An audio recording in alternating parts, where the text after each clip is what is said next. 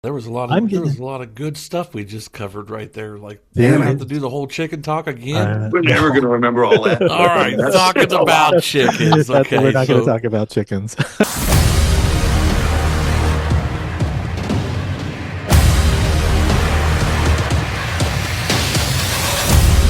What's up, Herostock Nation?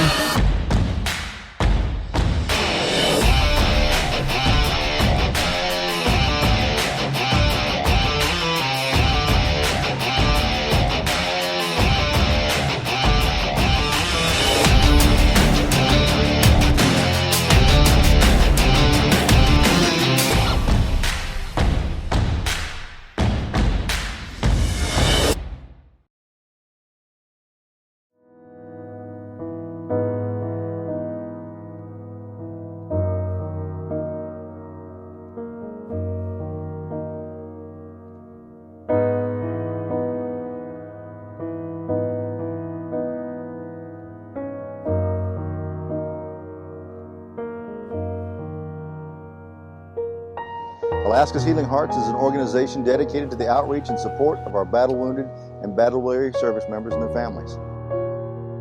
What we try to do is to bring a little bit of Alaska to each service member. Whether it is fishing, whether it's hunting, any type of outdoor recreation and activity, or just to make a friend, Alaska Healing Hearts is here to serve those who serve. The very cornerstone of Alaska's Healing Hearts is friendship, it's camaraderie, it's family. Alaska's Healing Hearts truly does care. Our mission is to bring about change.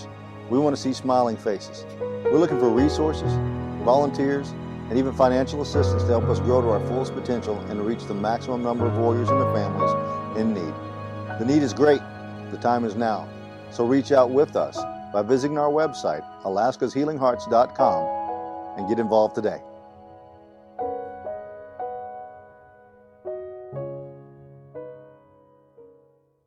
Hello, everyone. Welcome back to the Roundtable, where heroes talk.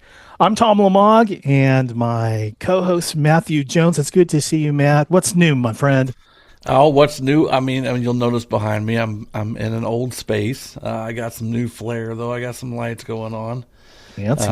It's only temporary. We're going to get the studio back here soon. I don't hear any music, though. What's going on with that? Well, I mean, we're going to get there. We're going to get there. It's a work in progress. So, yeah. Hey, I noticed how are you doing today? I'm doing wonderful. I am happy to say that we've got a whole bunch of new guests that are lined up, for future episodes of the Roundtable. I think I may even have a couple of guests for our musical special, our Song Sung True Veterans View. So, they seem to be, now that the new year is here and we're in full swing, I think they're all coming out of the woodwork. And I have to tell you, I am really looking forward to our conversation today. Most of the people that we interview have been in the Nebraska area, or the neighboring states. But this time, we're going to jump outside of the 48 and we're going to head up north. And I'm looking forward to that conversation for sure. First of all, let me talk a little bit about Herostock and the relationship that we have with our guests. Herostock, of course, is a 501c3. It's a nonprofit dedicated to supporting veterans, first responders, and Gold Star families. We honor those who serve by raising awareness, building community, connecting heroes to meaningful resources through impactful events. Since 2022, Herostock has welcomed thousands of heroes and their families, partnered with over 100 plus nonprofit organizations, and has showcased dozens of hero bands and artists, creating a powerful space for healing, connection, and belonging. We're one of many organizations across America that provide this kind of support. So let's introduce you to another. Today's conversation takes us north to a place as beautiful as it is unforgiving, Alaska.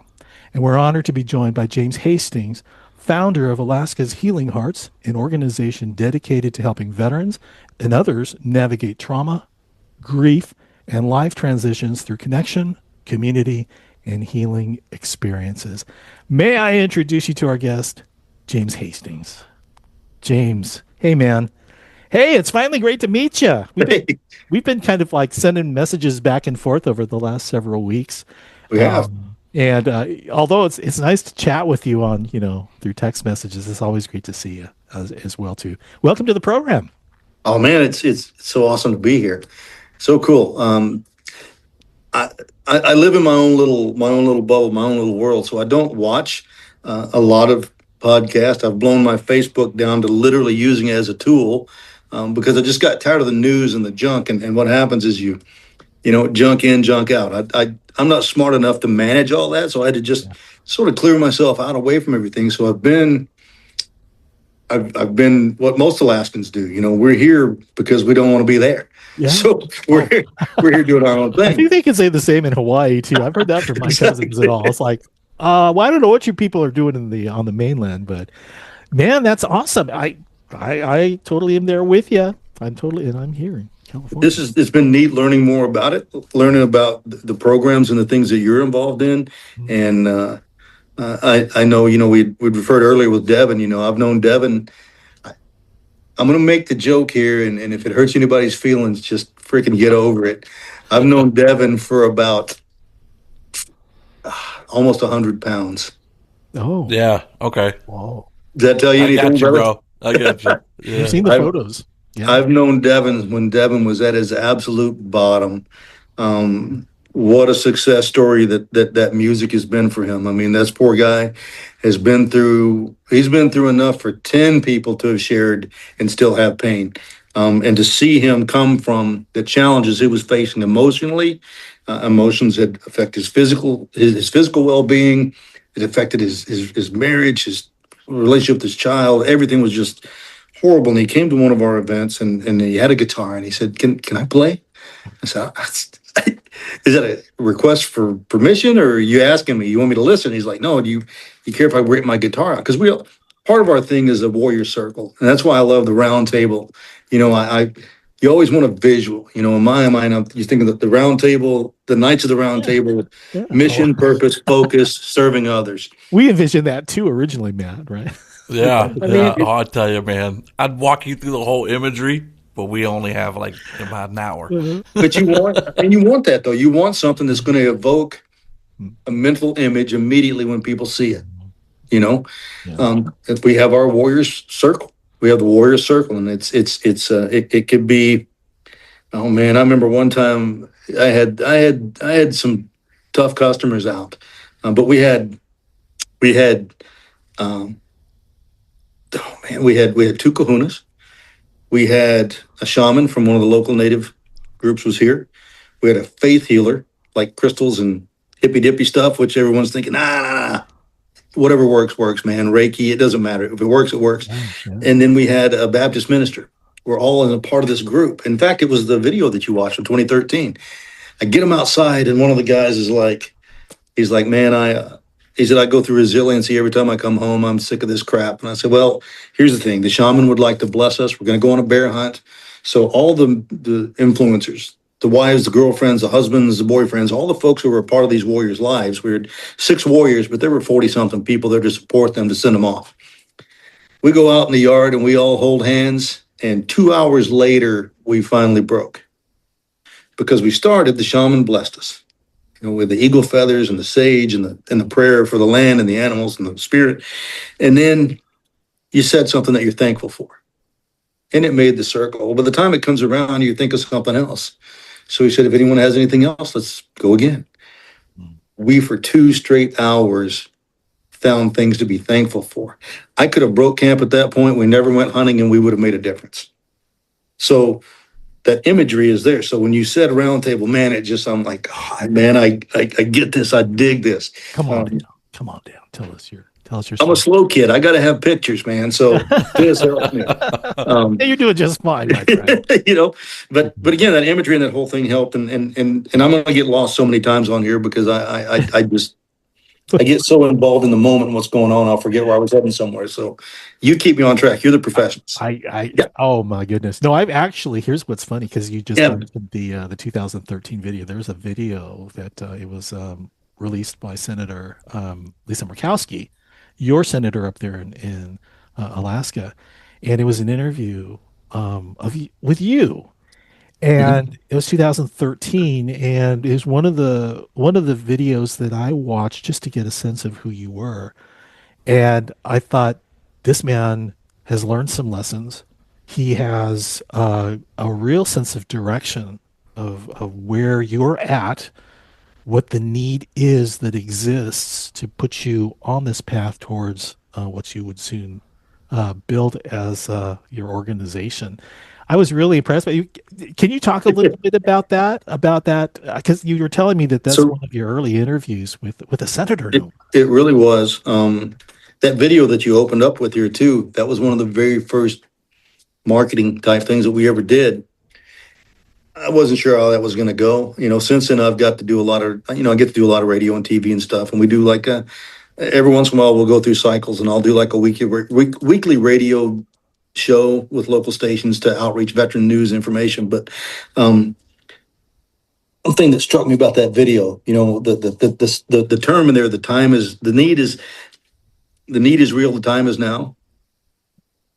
The sad part of all that, no matter how much we've evolved, it hasn't changed. Yeah. The need is equal or greater, and the time comes up every day. And we're still looking at 22, 23 a day that we're losing, man. Could you imagine if there weren't so many people out here trying to make inroads, how distraught this world would be? If there weren't so many, literally thousands, tens of thousands of organizations, guys like ours, small groups, large groups, make the big money, high paying $1 million operations down to the guys who are like, scrimping $10 a piece out of our pocket to buy, hot dogs to feed the guys. If it weren't for all the wonderful people out here that are trying to serve others, that number would be double easily, because sometimes you just got to let people know you care. I can't give you anything. I got nothing for you, but I care. If you need me, you can call me. Yeah. That sometimes that's enough. Now remember, Devin broke out the guitar and he started playing. He wasn't very good. Knew like 3 chords, but he was playing them, and he played them over and over again. And he would play different songs that sounded exactly the same, different words, but he was trying. And I could see there was that mixture of joy and pain in him. When you watch a singer and their eyes are closed, you wonder where they are. Well, when I watched Devin the first time, I knew where he was. I knew exactly. He was right back in an unhappy place. But the music was giving him a window, but he wasn't going to the right place with that window. Does that make sense? You know what I mean? He was getting beamed to a place that he felt like he belonged because it had just been it had been the most profound thing he'd ever done in his life. And it was important that time and opportunity presented to him, number one, keep him alive. Number two, give him a reason to be alive. And number three, help him find something that's bigger than the biggest thing he's ever done. Because the biggest thing he'd ever done was horrible stuff, because that was the job. And it was killing him. It had killed him emotionally. Once he was able to really stabilize himself and then stabilize his family and provide an opportunity to grow beyond that, he had now done something bigger than himself. He had created that family that he had been missing. And therein, I think, lies the success. And music was that conduit. But like-minded warriors who didn't judge, didn't compare, didn't say, well, I had it rougher, or you had it. There was no comparison. We don't have a dick measuring contest. I will not allow that. I absolutely do not allow the warriors to sit around and talk. We talk a lot of trash, a lot of smack, because that's how you know you got a team. If people are teasing each other and talking shit, that's the team. If you're busting out the Navy, the Air Force, Marines, Army, if you're all just making jokes, then that's teamwork.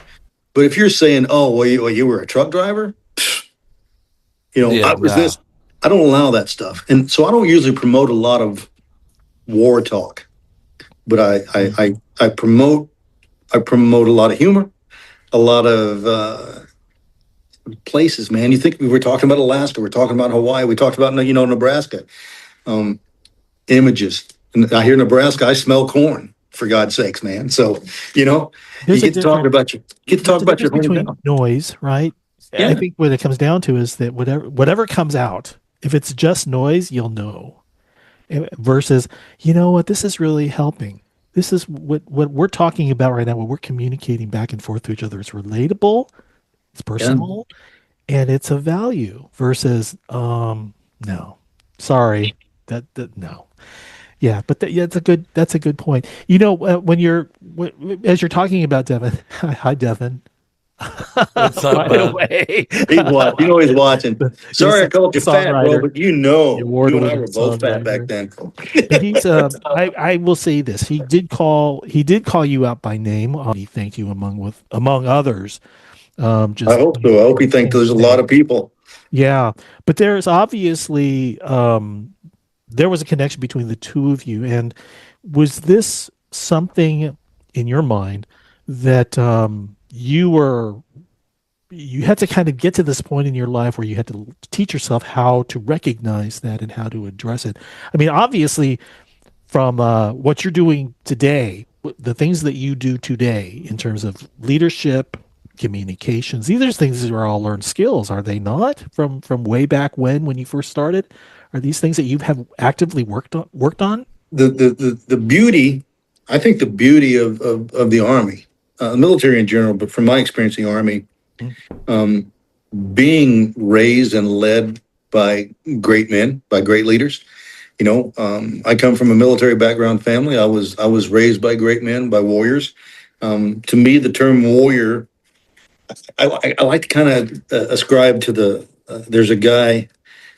Yeah, his name is DJ Eagle Bear Vanis, and I'm going to butcher the quote I always have, but it's a warrior's size, a warrior's strength is not measured by his size or his feats in battle. It's measured by the character of the people that he serves, the condition, the character. So are you the biggest, toughest guy on the battlefield? That's cool, that's great, but it doesn't mean that why are you doing it? Are you doing it for the accolades? Or are you doing it for those who can't do it for themselves? So you look at the tribe. Is the tribe solid? Is it healthy? Is it safe? Is it sound? Are they doing the right things? Are they caring for each other? Are they growing better? To me, that's what leadership is.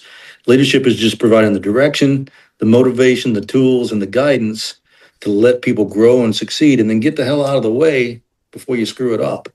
I learned that very solidly growing up. I learned it even more in the Army, the value of it.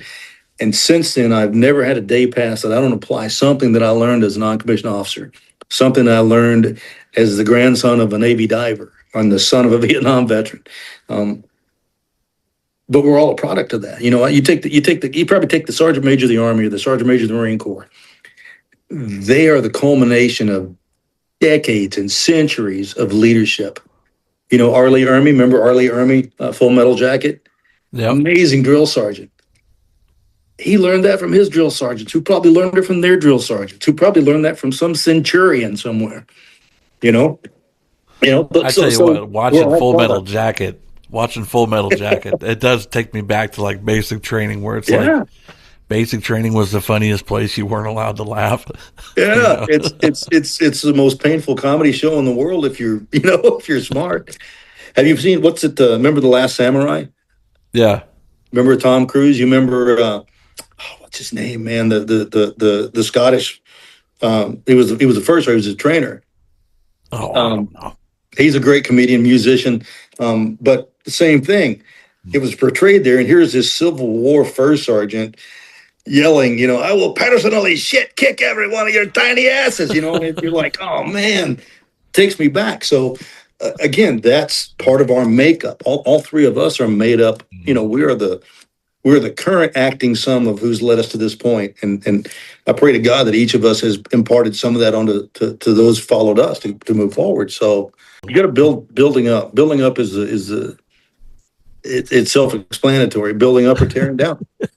What are you going to do? You're going to build. You're going to break. Yeah, it's striving for something better. If that's what people are into. But I agree with you. It's kind of like, you know what? Things don't end at a certain point. You live and you keep learning, and that's something that's inspired me to keep going. And just hearing stories that you're sharing inspires me to keep asking you more questions, and I've got a whole bunch of them too. Let me ask you: would you like to talk a little bit about some of the skills that you've acquired through your military service and how you're applying them today? Maybe you can kind of summarize some of the key moments in your career. I want to say over 20 years, right? Over Yeah, 20 years with the US Army. Did I read that correctly? Right around 21 years. Yeah. Wow. So maybe you'd like to share some of the things that your experiences, some of the highlights that are still with you today. I think one of the to me, when I look back, and I started out with the 82nd Airborne Division, and I joined the Army ultimately to get the hell out of Arkansas and see the world. I knew I wasn't going to go to college. I wasn't ready to go to work. I needed to see the world, and I thought, the Army's a great place to do it. If I'm going to join the Army, I'm going to do what the commercials say. I'm going to fall out of airplanes and do fun stuff. I don't want to learn a skill. I just want to go play cowboys and Indians and have fun. And so that's the route I chose. And then after the first 3 years, I thought, I'm getting older. I should probably do something. I'd gotten married. I had a child, and I thought I should do something different. And I was going to get out. My first sergeant talked to me and said, "Why are you getting out?" I said, "Because I've done everything I want to do. I've accomplished that. I think I'm ready to go start." He goes, "Well, what are you going to do?" I said, "I don't know what I'm going to do next, but I've done this." He said, "If you don't know what you're going to do next, why quit doing what you're doing? You're good at it. You have a career ahead of you. It's just 20 years. It's not that long, and you're going to be barely hitting 40 when you retire." And I said, "Well, you got a good point, but I'm tired of this. I'm tired of the op tempo." Ultimately, and if anybody's been in the 82nd Airborne Division, the bullshit factor is amazing. If you can put up with that, you can put up with almost any place. The pointless bullshit is phenomenal. So it made it capable for me to put up with about anything. So that was my thought process. It wasn't that thing that I want to be a Green Beret and a crazed killer. I just want to be part of something that has tradition. There's tradition here. There's history here. This is an honorable profession that has no correlation to anything I've ever done, seen, or planned to do with my life. It was just something different and unique to learn from and then move on. And it didn't turn out that way. First sergeant said, "What do you think?" And I said, "I'm going to change my job. I want to do something different, or I'm getting out." And he said, "Well, go see retention." So I went to see him, and they had a job called Aero Scout Observer, which was like a field artillery spotter that as a listed guy, gets to fly around in a helicopter and, bring ordnance onto targets. And I thought, that's pretty cool. So I said, "I'll take that." And I go back, and first sergeant said, "What do you got?" I said, "I'm going to be Aero Scout Observer." And he said, "Horse shit." He said, "You are really good at what you do. You're not going to do that. You're going to hate it. It's not going to happen. You're going to go to Berlin." And I said, "I don't what?" He said, "You're going to go to Berlin." I was in Berlin. I love Berlin. It's going to be great. I said, "I don't want to go to Berlin." He said, "Listen, man, it's a parade unit. They don't go anywhere. They don't do anything. You're 5.5 feet tall. You're never going to be in any of the parades because you're too damn short, because we only put the tall guys on parade." Tell it like it is. Man. And I was like, "Hey, that's actually a great idea." And I talked to my wife, and I said, "How about Germany?" She said, "Oh, that sounds fun." So a couple, 21-year-olds with a kid, we're going to go to Germany. What a great life. I get there, and as soon as I show up, I'm like the only airborne guy in the place. I go directly to the scouts, and I go directly on wall patrol. And then Desert Storm happens. There was no parades. It was going to the field every freaking day. Worse than 82nd. It was miserable. And I thought, "Oh, this kind of sucks." You got a different kind of Berlin. Yeah, we were literally pulling armed guard in our own housing areas. My gosh. Because no one was happy that we were invading such a peaceful country. So anyway, that changed the nature of it. At the end of it, though, things settled down. It was beautiful. We loved it. I had an opportunity to go to the 5th Corps LURS, long-range surveillance detachment. I was excited about that. But I was also offered, going back to Arkansas, to Fort Chaffee to be Op 4. Be one of the Army's bad guys to train the troops. And my passion really lied in training troops and making them better at their jobs. And I'm from Arkansas. We now had 2 kids. My parents hadn't met their grandkids yet. And my wife is from Arkansas. So we obviously went back to Arkansas. Mm-hmm. And so did a couple tours there. I was assigned I had a room in the barracks at Little Rock Air Force Base. I had a room in Fort Chaffee, but my family lived in Fort Polk, Louisiana, because that's where we're moving. So again, 3 strikes. I'm like, man, the Army is really bullshit. I'm getting tired of this. But now I'm almost halfway through my career, and I wound up getting sucked into recruiting. Thought I would hate it. I actually loved it because I was able to. It fell in line with my love of training and creating quality soldiers. I was able to bring quality in the door. I didn't care about the numbers. I cared about how good were you. Am I going to see you later? Because I want to see you later. I want to lead you. I want to see you grow. Am I going to send you to my buddies and you're going to get them killed? Hell no. I want good people. So I could have either struggled through it and hated it, or I could have, done my best. And I did my best, and I got to pick Alaska, which was ultimately the final goal. Alaska really was my final destination. I just didn't realize you knew that was coming, right? Yeah. I knew if I succeeded That's the same. if That's I the could same make the for a Army lot. happy, the Army would make me happy. So I got to Alaska, and the rest is history. I've was able to stay till retirement, and it's the best thing in the world I've ever done. I've raised 3 kids here, and I've got another one here, and they're doing great. So it's right. It was the right choice. Awesome. I never did anything cool though. I never got to do anything that people would write books and make a movie about or sit around and tell stories about. I don't know.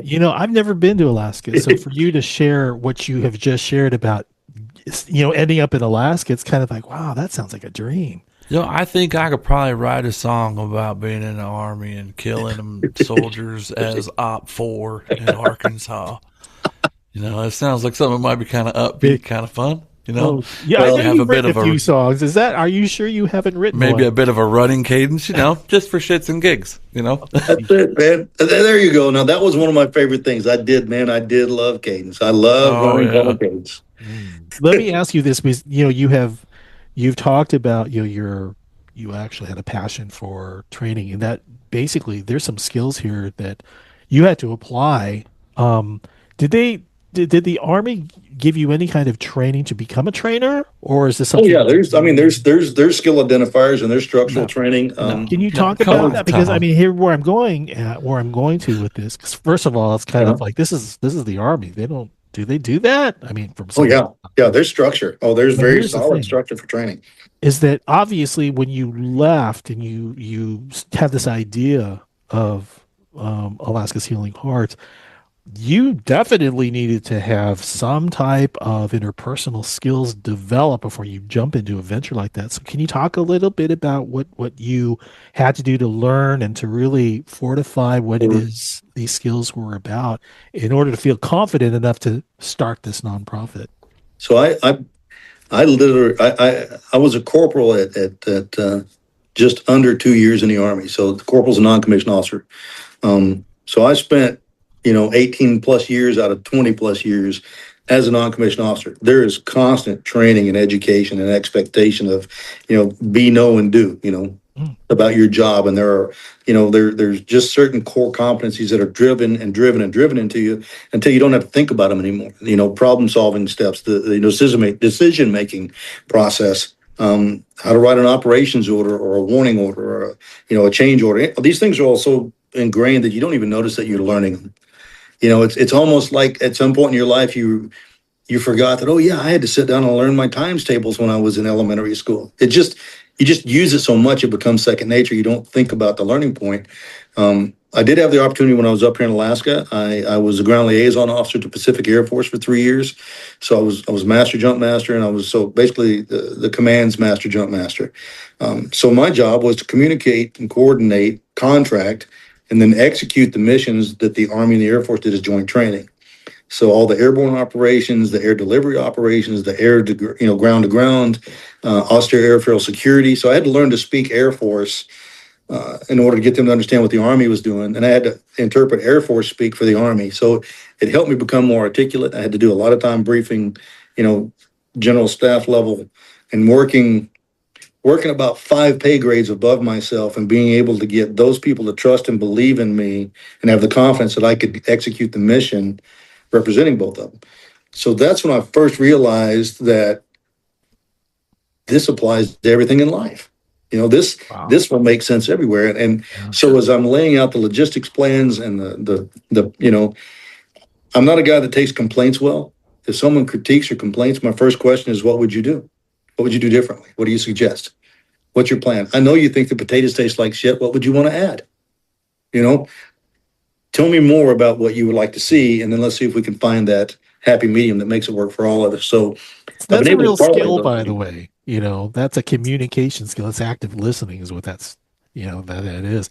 And that's a learned skill as well, too, rather than. As much as I talk, you wouldn't think I'm a very passive listener. Well, yeah, we still have another 45 minutes. We can keep passion. It's passion. I think if I could describe most things, it's passion. There's passion for the mission that I have self projected. This is my mission now. Family, yes. But my mission is to continue to serve these warriors, these men and women, and their families who choose to do day in and day out what I'm no longer doing. Because they're doing it, I don't have to keep doing it. I'm constantly on the look to bring more volunteers in, to bring other men and women in who want to take on this type of role, because I'm not going to do this forever. But I want to inspire them. I want Devin to be able to go from broken and lost to doing what he's doing now. He's leading other people through whatever medium best fits him and making a difference. So if you look at what he's doing with the music, with the music and the round things that he's doing now, and the songwriting, and the continuing to grow and represent other veterans who are hurting and taking them into peacefulness, that's what I want. That's what I want. I want that legacy of, I don't need him to remember me. I need him to remember the point. What's the phrase I heard one time? It's not about me, but it could be because of me. Because everything that I get up to that point, I gave it to you. Do something with it. We do a whole lot of developmental type engagement so that people can. I'll give you an example. I can think of at least 6 different 501c3 for-profit organizations around the country that started with us, that started from coming to an event and then learning from this and then going, hey, I'm heading back to Tennessee and I'd love to do something like this. Okay, man, here's the structure. Here's your 1023. Here's how you fill it out. These are the best answers to give. Here's plans, policy, and procedures manual. It's in a Word document. Find and replace. Put your name in there and pull ours out. Call me if you have troubles. And I love that. Yeah.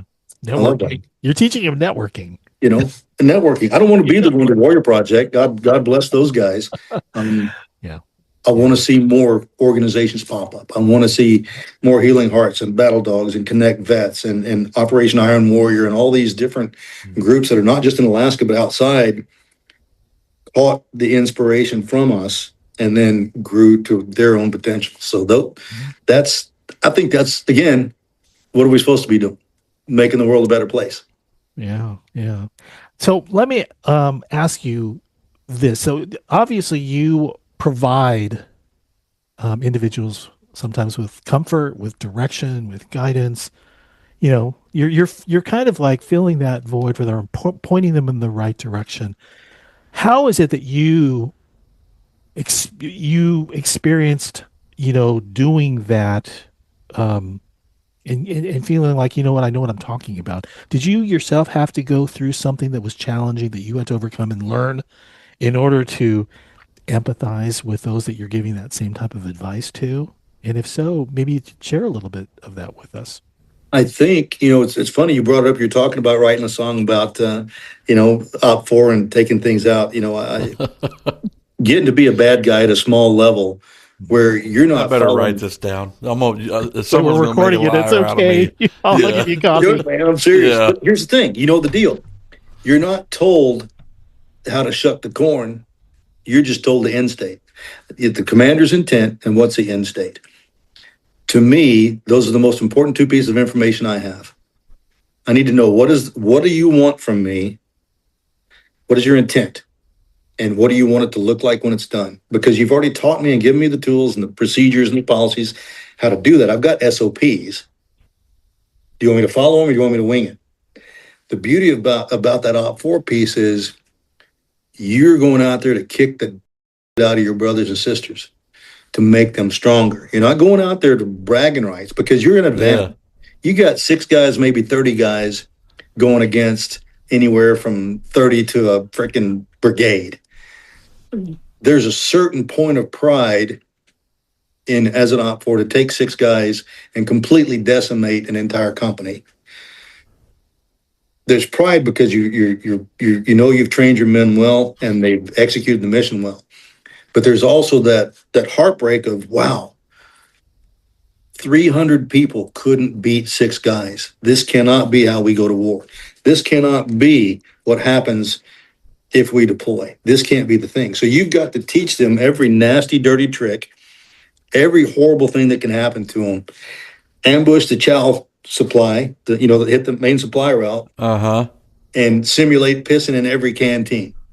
Pissing in every water buffalo. I compromise, make them hungry, make them tired, make them just suck so bad that they get insanely mad and they fight like wild men. You got to take them past that comfort zone of we can beat anybody, because once a soldier gets his ass beat, he don't get it beat twice. And that's the thing, man, because usually the people that they ask to come out and play Op 4 are people who are, who have the training, people who are experienced, and you get a group of like-minded people like that together, and they start going, hey, you remember that battle of like 300 years ago where they attacked the resources? Let's do that to these guys. I'm telling you, it's funny. You watch movies, you watch, you look, Red Dawn. Red Dawn's a good example of, hey, here's a bunch of untrained, uneducated kids going, hey, we're not going to lose this. We can't give up the ground. Honestly, I love that more than anything, because at the end of it, when you sit down and do the after action reviews and you're talking to commanders, brigade level commanders, and they're like, how many people do you have? Well, I had 6 people in me, sir. No way. No, that's it. There's way, sir. How did you take out an entire aviation battalion? Well, those 30 horses that are always around there? Yeah, well, we spent the whole day quietly keeping those horses in one spot. And then once you guys go to sleep, and you got guards out, I'm chasing horses through your perimeter. They're hitting tripwires. You guys are starting a battle. You're having a big gunfight, and I'm sitting back watching it through the nods, laughing at you. Organized chaos. Yeah, and you guys literally just hammer each other because you didn't have a plan. You have SOPs, and you probably briefed that you were trained, but at the end of the day, you just demonstrated that you're not trained. You're not prepared. You don't have things in place that you thought you had. I'm not proud of that, but I'm happy that it happened, because you learned that you are not ready. You've got to be ready. And that's, to me, that always, and I'll take it back to recruiting again. It's crazy. I've now been retired since 2006.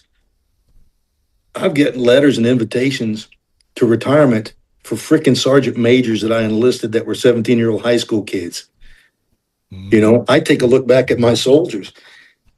I can't count the number of first sergeant majors that I raised that were my soldiers that stayed in and made a difference. So for me, that's what gives me this motivation to want to keep caring for them after the fact. Hey, you're a superhero, man. What can I do to serve you, and how can I help you be that way in this community now? You're no longer in uniform.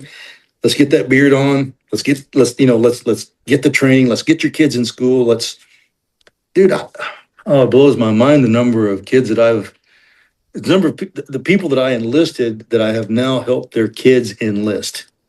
It's got to be a rewarding thing that, you see and believe in somebody so much. Just like you said, you're Christian. It's part of your core beliefs, and you want the best for people. And sometimes we see it even though they don't see it.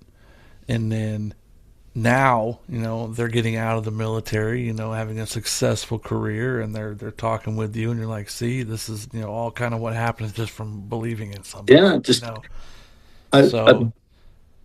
I feel blessed to be able to identify potential in people and then help them realize that themselves, and then help them, I'm not going to walk point for you and take you to every land nav point, but I am going to stand near a tree and sort of glance at it and go, Yeah. You might want to shoot another azimuth there. You might want to look at that map again. You're kind of cold right now.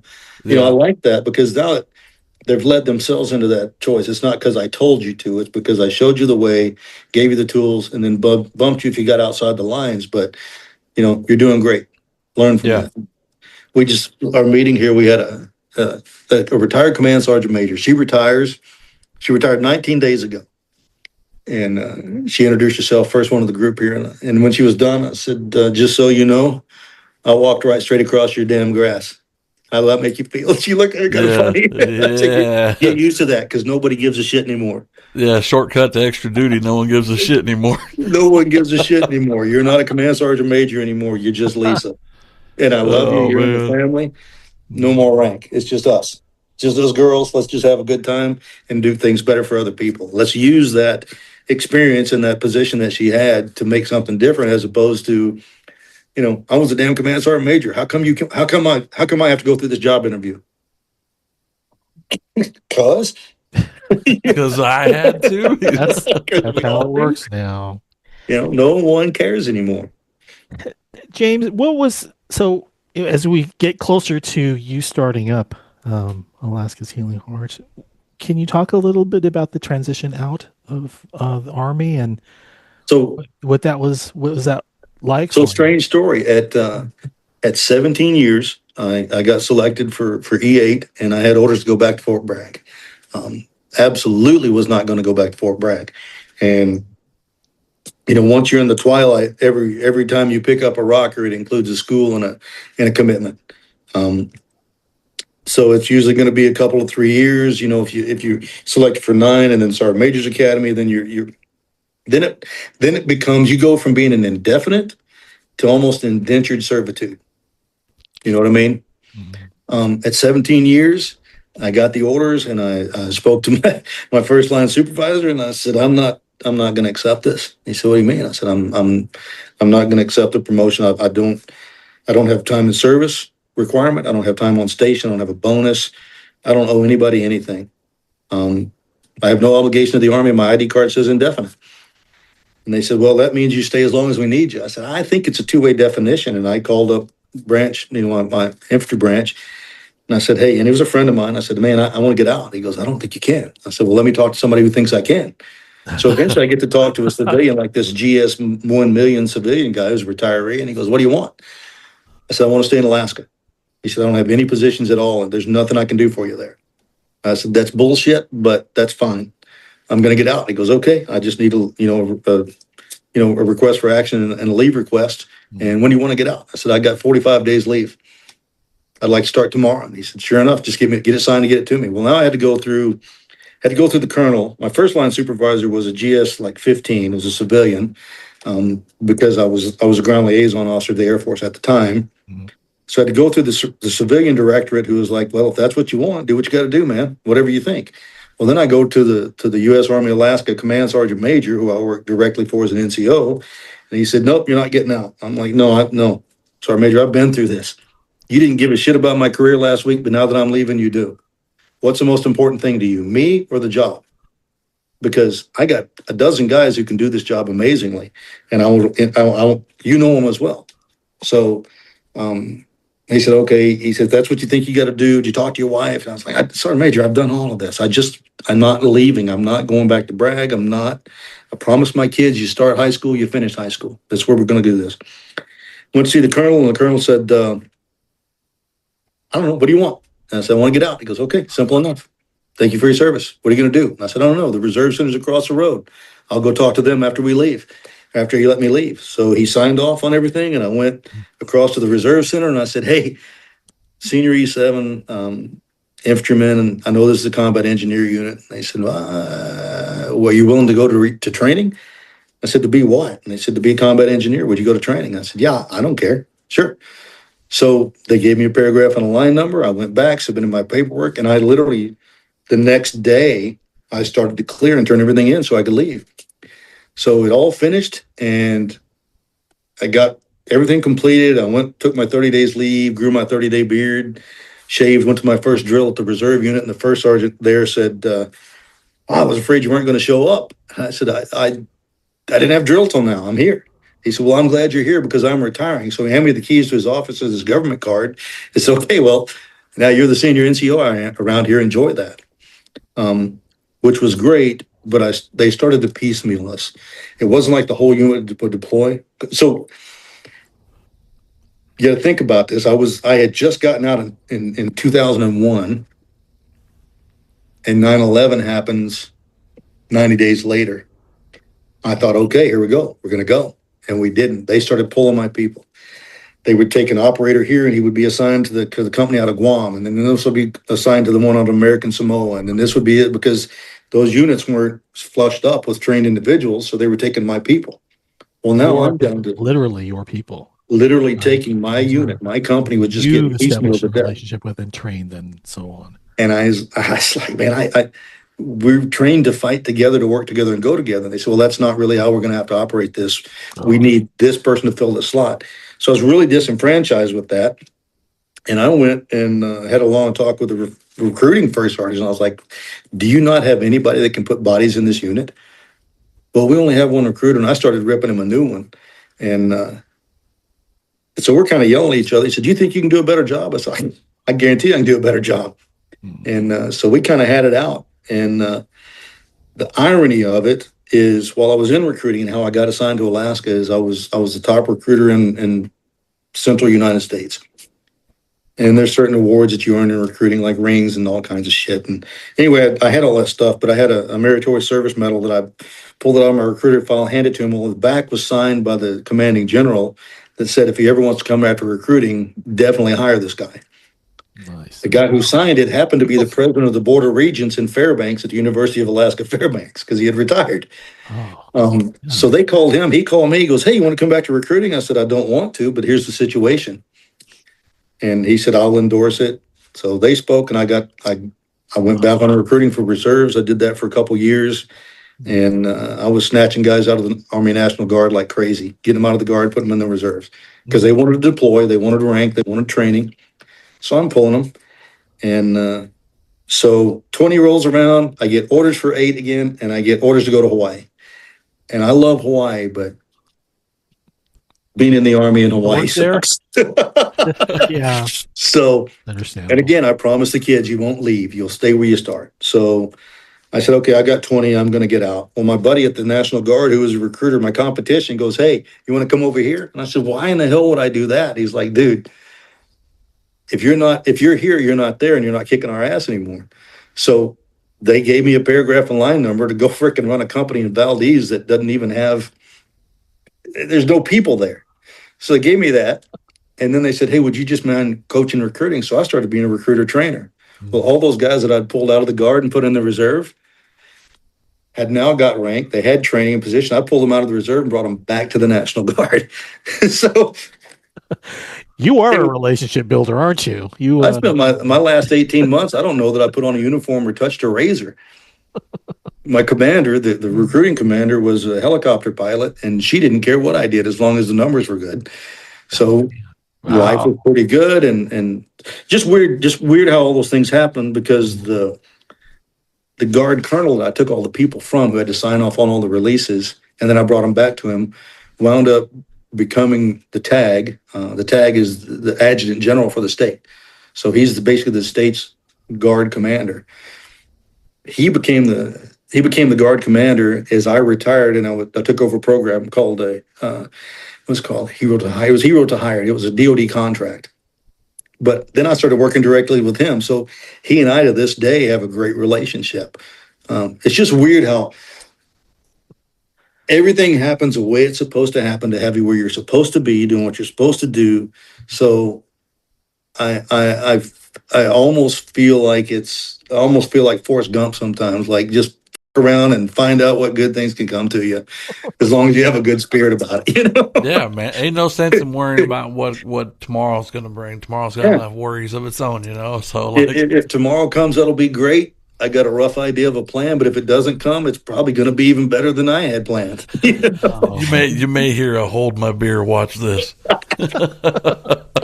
That's incredible, dude. I mean, it didn't sound like there was a whole lot of pressure that was placed on you. I mean, it sounds like that you had the freedom to make some decisions that were good all around.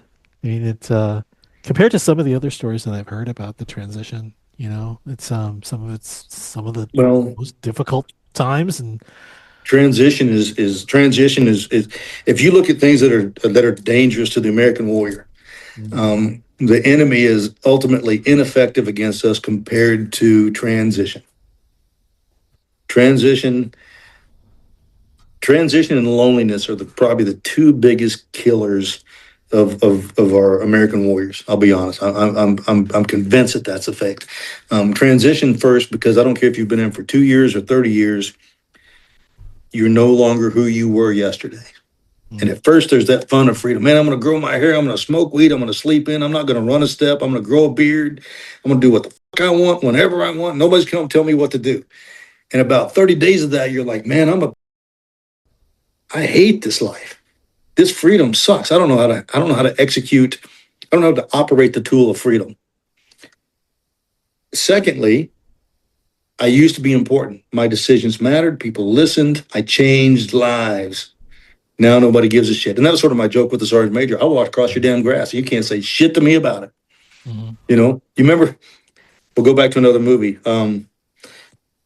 We were soldiers once. Remember Sam Elliott, Sergeant Major? Yeah. Morning, Sergeant Major. How do you know what kind of a morning it is? What are you, a fucking weatherman? Sergeant Major. What are you, a fucking weatherman? Exactly. So that's a running joke. And we all make the joke, Sergeant Major, what are you in charge of? Grass and cigarette butts. Okay. So that's a hard realization to hit. And again, I don't care if you ran for 3 years or 30 years, you have just fundamentally changed everything about yourself. Mm-hmm. If you don't, it's even worse. And we all know somebody who probably still gets military haircuts, shaves every day, wears khaki pants, tucks in their freaking plaid shirt, buttons it to the neck, no tattoos, nothing. They are so military. 2 years after they retire, they die behind an insurance desk somewhere of stress. You know? So there's a fine balance between you are who you are, but you are the sum of your experiences. Where does that take you? Don't let it take you back to kicking doors in Fallujah. That was what you did. That's not who you are. Who do you want to be? I want to be a musician. Damn it, Devin, then learn some more chords and come back next weekend and play us a song. That's what matters. That's where we can change lives and save lives. I think that's it. Well, I think that the stuff that Devin writes about stuff that honestly makes other people who've experienced, and even those who haven't experienced the things that he has, it makes him feel not stuck in that loneliness. Yeah. Like you were saying, that loneliness, man. Yeah. It's a bad place to be, alone inside your own head. So, and I mean, you ever watch someone who is sitting with their wife and kids and their friends and they're still lonely? Have you ever witnessed that? And you're like, man, that guy's not with us here. We're sitting around the fire. Yeah, he's not at this fire. I got to get him. I got to get him at the fire. I got to get him in the conversation. Yeah. Hey, one thing I do a lot. I do a shit ton of karaoke. Yeah. I used to use demonstrate right now. No. But I used to give us a sample of what you do. I used to train my soldiers. with karaoke. I train recruiters with karaoke. Mm-hmm. I used to run a helicopter company after I retired. I trained them. I worked for the city of Wasilla. I trained my staff. I would make them go out and do karaoke together, because if you can do that, whether you can sing or can't sing, if you can get over yourself and over the pressure of that, then it's not going to be hard to give me a brief on Monday morning. It's not going to be a struggle when you go, oh, I f***ed up. I got to go tell the boss. You know what? The boss and I were singing together last weekend. I can talk to him. He's a person. Yeah. What are you nervous about? I heard you sing tequila. Yeah, exactly. But I mean, think about it. With the dance. You weren't scared to kick down a door. Yeah. In a foreign country against an armed combatant, but you're scared to take a microphone and sing a song that you know? Yeah. Come on, man. Let's beat this. In a way, man, you got to mentally kick down that door. Like, hey, I'm going to do this. Beat that fear. Nobody here is going to kill you and eat you. They're not feeding you and paying your bills. Who cares what they think? Do what you do. And at the end of it, we're all going to laugh and joke and clap. We're going to sing along. We're going to encourage you, or we're going to talk to you. But either way, it's because we love you. And now you're relaxed and you've done something uncomfortable and you didn't die from it. And you're like, man, that was a bonding experience. So it's just these little things, man. It can be quietly in a boat, casting a fishing rod and not talking. Yeah, absolutely.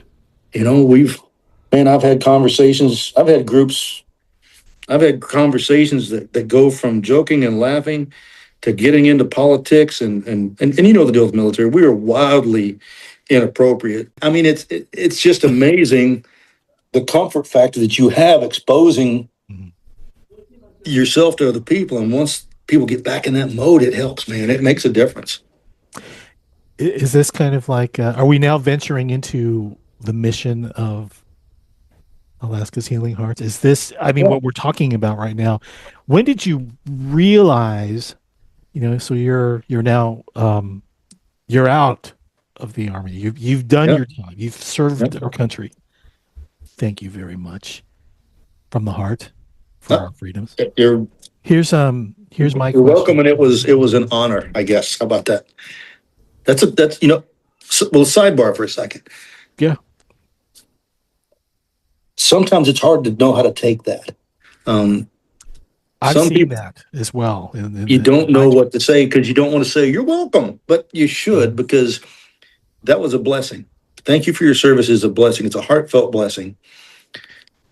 And it's just weird to get that, because you think about it in life, you don't get, there's no points in the Army. I go back and look at that 20 years where anybody looked at me and goes, hey, thank you for coming to work today. It's like, where the fuck are you? You're late, or why don't you have your, it's never a thank you for your service.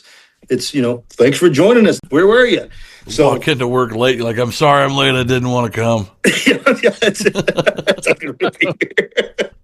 I learned it from my cable guy. Right. Many moons ago. Yeah. He thanked me for my service, and I said, why? Yeah. I was like, I don't get why. He goes, well, because as long as there's people volunteering to serve, there's no draft, and I couldn't do it. I don't want to do it. I thought, that's probably the best thank you I've ever heard, was like, okay, thanks for putting in my cable, because I didn't want to fuck it up. Yeah. We all got a job. Good job, man. And I'll say this, is that in the veterans that I have taught to play guitar or have had in my workshops, and the stories that they have shared of their sacrifice and the loss, and just how impactful serving was to them, made me appreciate, not just saying thank you for your service, but really understanding what goes behind that. And I've seen some of your videos. I've heard some of your stories. But you understand it. You're not just saying thank you for doing a job. You understand what goes into that job, and I think it's hard sometimes, especially for younger guys, they don't think you might understand. And it's tough. And I want to thank you for this, because a lot of times folks who have never served, they feel compelled to apologize and make an excuse for why they didn't. I don't give a shit. If we're all in uniform, who's making pizza? You know what I mean? We can't all do the same damn thing. We all have to find our path in life and follow that, because otherwise we're just a communist country who's assigned our duties at birth, and that's how shit goes. We got to have that free will to choose what we want, and to do that to the best of our ability, and find pride in that, and know that it's in some way serving someone. I don't give a shit what job you're doing in life. You're serving the greater good of mankind. Whether you know it or even want to be doing it, you can't go to work every day and not make the world a better place just by virtue of showed up for work. Does that make sense? It does. Yeah. It absolutely does. And but that goes to being proud of who you are and what you do and why you do it. If we can develop that in everyone, I think we're going to have a lot less conflict and a lot less self-harm, self-abuse. And there's a lot to be said about communication, to be able to speak about it comfortably and not have regrets. So no, I'm there with you, James. So let's move on to your organization, Alaska's Healing Hearts, the motivation. I mean, so again, that interview that you did in 2013 with Senator Murkowski talked about some of the things at the very early start of what you started with Alaska's Healing Hearts, and then of course the video at the very start. What was going through your mind when it's like there's a real need for this?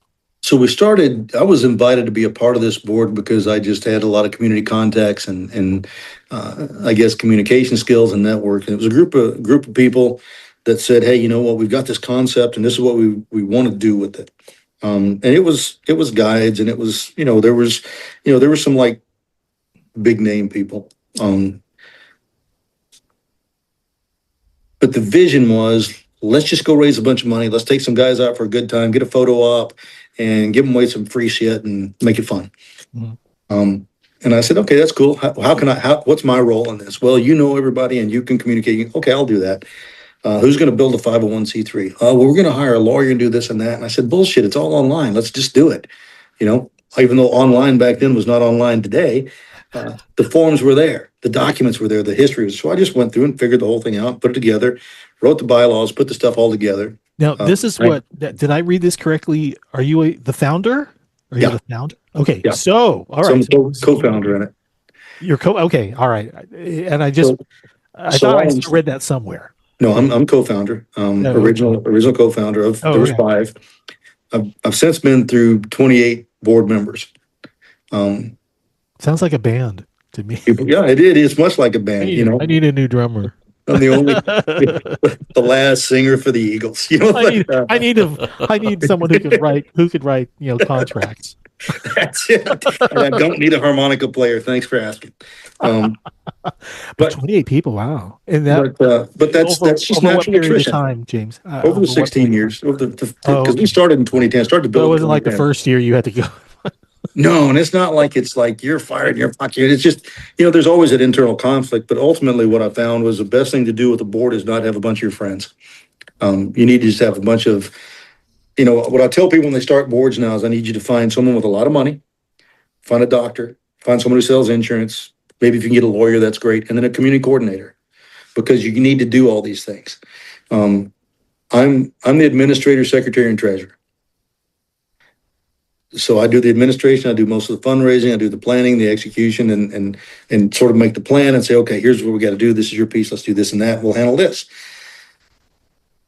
Commander's intent and end state. Commander's intent, do all of this with the best of intentions, with selflessness and grace.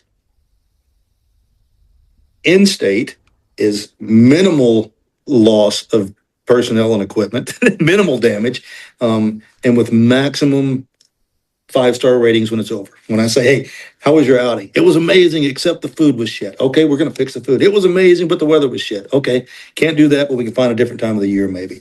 So I really operate off of not approval, but what was your takeaway? What are you going to do with it? So again, there's the end state. There's that AAR. There's that AAR piece on it. What are we going to sustain? What are we going to, sustain, improve? You don't just go in and go, what sucked? You know what? Here's some things you did a great job at, but here's where we need to work. Yeah. We need to work on actually getting up when the food's being served and don't show up at 10 o'clock and ask for breakfast. But now smile with your whole face, not just your eyes. Yeah. But we did, we started out with 5 or 6 people, and for 5 or 6 people, I'd have 20 people out there logistically. Mm-hmm. I don't do that anymore. We do it now. We'll have our regular monthly warrior family retreats. I'll have 100 to 120 people out there, and I'm only have 4 people running the whole thing. Because now I recruit when they get there. I'll set up the archery range, and there'll be a dad that moseys over. Oh, man, I love archery. Shit. Tell me more. Well, I've got this and that. Oh, man, you want to run the range this weekend? Oh, man, yeah, hell yeah. He'll go recruit. I'm hearing a word that they taught us in the Army. It starts with a D. Delegate. Delegate. Delegate. But something. Here's stories I've told. I've had guys come to our event and they're like, man, there's nothing like this anywhere else that I've gone. I went on this big hunt in Texas. They pick me up at the airport with banners and flyers. They take me in this big jacked up limo. We go to this ranch and it's $1 million. I'm scared to even shit because the toilets are too nice. There's 50 people at every car dealership in town and every politician's here. And then we go out to the deer stand. It's got a microwave and a coffee table in it. And my deer's tied to a tree with an ear tag in it. And my gun's in a bench rest. All I have to do is look down the scope and squeeze the trigger. And then at the end of it, they take some pictures and I go home. I said, okay, do you feel like you benefited from that? I'm like, no, I felt like a marketing tool. You were, a meat puppet, just basically Vanna White. And I vowed very vehemently, never will I do that. If you're going to be a part of this, never going to be Vanna White. If I wanted to, I couldn't pull that off. But I have vowed to this day is if you come to be a part of our event, your ass is going to wash some dishes. You're going to touch a broom. You're going to help us make a bed. You're going to be a part of the whole process because that's what you're used to. You never woke up and got anything served to you while you were deployed. You never got it stateside. You never got it in your barracks room. Earn your keep because now you have an investment in this. There's sweat equity. And at the end of it, It's not, hey, I went on this cool thing back when I was in Alaska. It was, when I was in Alaska, we did this. They're a part of it. We built that. Yeah. We painted that. See that? That was us. So get in where you fit in, like pick up something, be a part of the team, Oh, yeah. When are we going to have a fire? You guys ain't built one yet? Oh, I thought we were having, no. When's the fire? When you start it, There's a fire pit and there's wood. What part of... Where does it say no fires? Damn it. So that upbringing in the Army, it's applied here as well, too, is what it sounds like. You give them their Tom Hanks moment. That's it.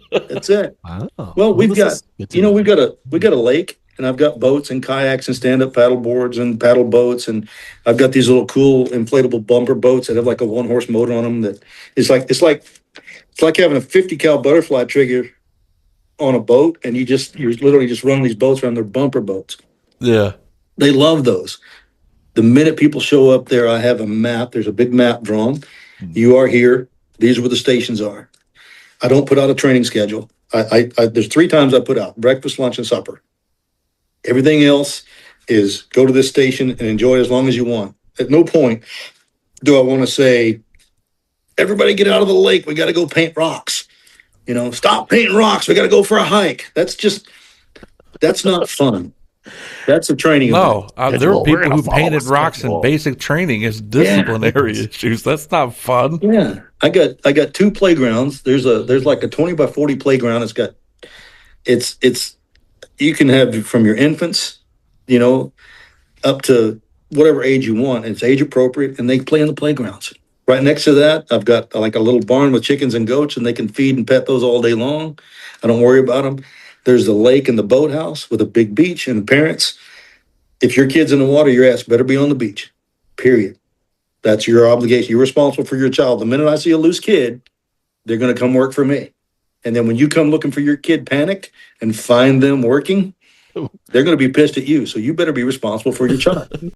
Remember the old days? What were you guaranteed? Forced fun, controlled free time, simulated sleep. Yeah. They'll stay up all night long. God, Friday night they get there and they'll be up till 3 o'clock in the morning. Saturday breakfast ends at 9 o'clock. I don't give a shit how tired and hungover you are. If you didn't make it, you don't eat. Lunch goes out. The lunch window's open. I ring the bell. Food gets served. You eat or you don't eat. I keep licky chewies and things out for the kids all day long. Yeah. But it's kind of like going to a rec camp without any bullshit and pressure. You're familiar with the Bellows, right? You go to Bellows Air Force Base on Hawaii.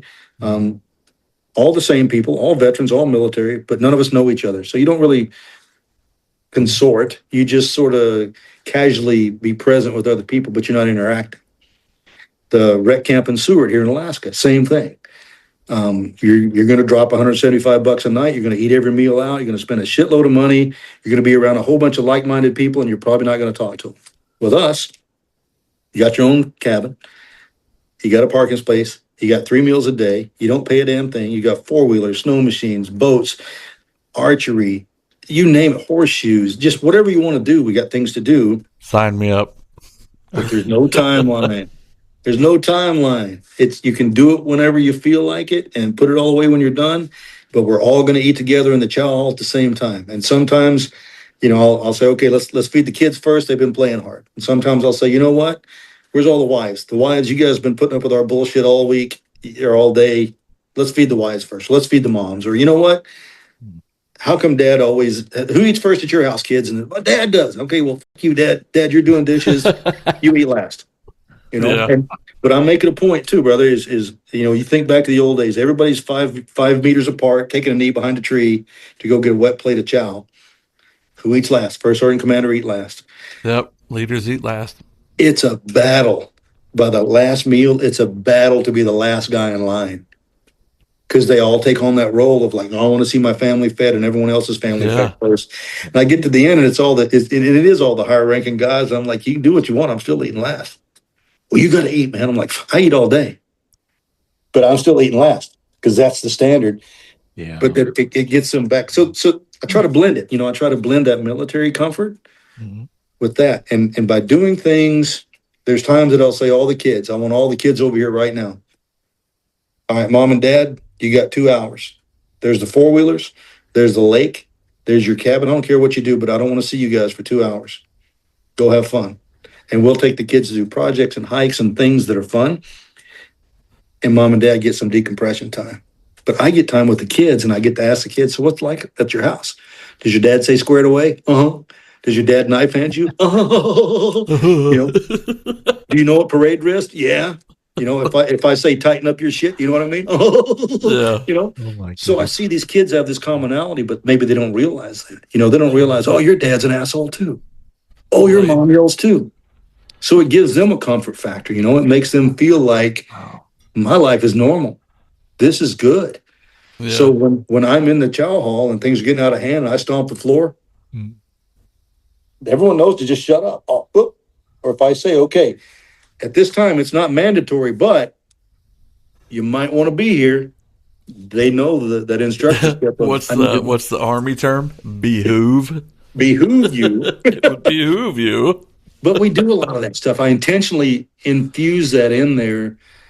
I'm able to tell, too, from the spouses and the kids how much the warrior, and I apologize to the warrior sisters that are following along, too, but the numbers and the norms are the norms. You can see by the family's reactions to things you say and do how much that warrior brings home. It's important that a warrior brings some of those norms home because they can't be one guy or gal at work and then another guy at the house. It's impossible. You can't. Duality is impossible to sustain without conflict internally. So they need to bring some of that military stuff into the home, but they also need to learn what not to bring into the home. I'm guilty of treating my older kids like I treated my soldiers. Fix your shit, this, get squared away. Damn it, I told you that, all the language, all the attitude, and all the demands without the lovingness of it. We all struggle. We all do that. And I see it every day. I see dads getting super strict, and I'll pull them aside. I'm like, what the fuck is wrong with you? What do you mean? I'm like, I'm not telling you how to dad, but if I got 20 kids running with sticks, why in the hell can you tell your kid he can't have a stick? I want him to hit somebody. Well, fucking teach him not to hit somebody. Hey, guess what? They all have sticks. They're going to swing back. Yeah. He's going to learn how to operate that stick. Well, he don't need to run with the stick. Teach him not to run with the pointy end toward his face, man. Teach him how to carry it at port arms. I catch dads, get your shoes on. What? Why the fuck did I put 40 yards of sand out here for you to tell your kid to put his shoes on? Let him be a kid. Because you're going to go 8 later when I put him through a camouflage cast, because I'm going to give him a camouflage stick. Dude, it reminds me, when I was a kid, man, my mom got me a shirt and it said, runs with scissors. She let me be a kid, man. Nice. That's it. You got to do that, man. So as we impart these things into them, and they don't realize they're doing it a lot of times, they're so worried about their kid. And one of the things I'll usually tell them is your kid bothers you more than he's bothering anybody else here because you're so damn self-conscious. If you want your kid to represent you well, then raise them that way. If they act stupid, I'll let you know. And I'm not going to get mad at you. If your kid comes to you and say, Mr. James knife-handed me and called me a peckerhead and made me sit in the corner or made me do push-ups, true story, Mom and Dad, it happened. Kids, you with me? And they're like, yes, Mr. James. I'm like, excellent. Who wants to get smoked? I do. Oh, let's go. Dad, you want to go smoke these kids? And we do. Sometimes we'll go out and we'll worm pit them just like airborne school. We'll smoke them just for shits and grins. But it's just the bonds that builds, man. For your kid to go through what you went through, and even if they're 10, 11 years old, 6 years, I don't care. For them to go through that, there's a bond that's built there. You know what I mean? It opens up the communication. It's just... I mean, you think, father, son. I mean, there's always going to be that, when it comes to a father and a son, the son kind of looking at dad, sizing him up, like, I could take him. And he's like, yeah, how about we get out there and do some cannon cockers for, an hour, see what you think then. Is this the day? But that's, it's funny. My son's 11 years old. We've got a Nerf arsenal. If him and my wife leave the house, they're going to the thrift shop and they're going to come back with 10 more Nerf guns. Thousands and thousands of darts all over that 80 acres is covered with darts. But sometimes the families get there and they don't even make it into the lodge. Mom and dad comes in. I'm like, I know I just saw you pull up with a minivan. There was at least 6 kids got out there. Like, oh yeah. As soon as I got out there, other kids gave them guns. They picked up teams and they're out there having Nerf wars already. Man. I could just have a kids Nerf war camp and not even worry about anything else. So it works. I'm just trying to do things that families do normally. Mhm. And it's working. It's working. I'm not a fan, and I say I'm not a fan because I've done it both ways. If you take a warrior away from their family to treat them to something, yes, that's great. You've done something good, but you've also penalized their family, and you didn't. I can't take you out on a fun event and say, okay, take this back home and give it to your family. Because if you're already not talking to them, you're not going to share that with them either. The families need to be a part of this. But from this large group where I'm netting 120 people, those 1, 2, 3, 4, 10 that need special treatment, I've got partners in this game. We've got Battle Dogs. I've got Connect Vets. I've got other organizations that we've created.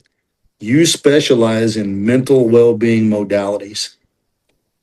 You take them hunting. You take them fishing. You take them on an introspective trip. You take it on a music retreat. Now I can dole these folks out, and I've already vetted them. I can tell you, hey, listen, Tom, I want to send this guy to you. He wants to play the music, wants to play guitar so badly, but he is tone deaf as hell. That's your first battle. He has no rhythm, but you know that.